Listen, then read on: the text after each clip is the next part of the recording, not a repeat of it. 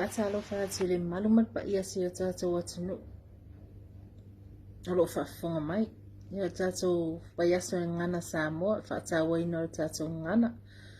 Ia le au tū, ta pena so oso mo atai au. Ia ole au tampai atuai. I tātou tau vanga solo. Ia.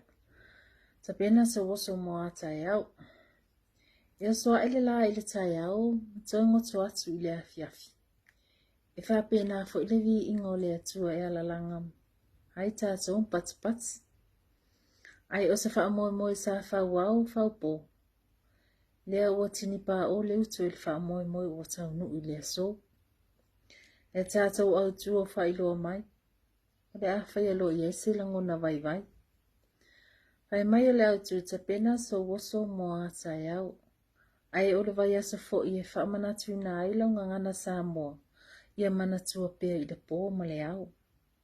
E sen matanga o fia le ne ta penanga wo tō whai. Ia awane i ngalolo tātou whaasino manga. Ato fo i malau ngana ia e fia pe i ai.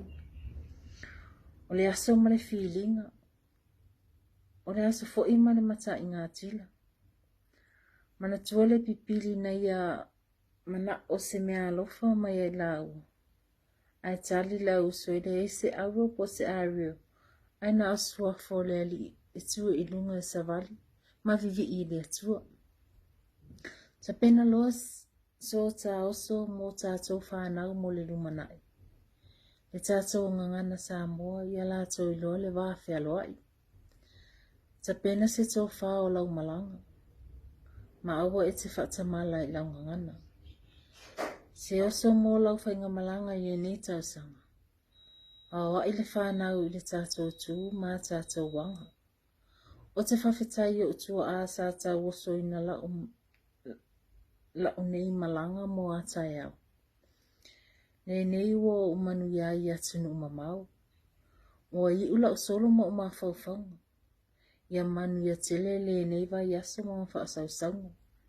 Manu ia foi o tō o lo tū mai le foi.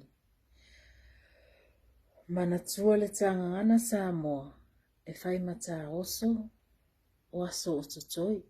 So i fua mai a manu o si lia tu ia vii mai lau lii sa taua Samoa. Olo o au mau nei a mi tune i a te roa. Whaftai mo le avanoa.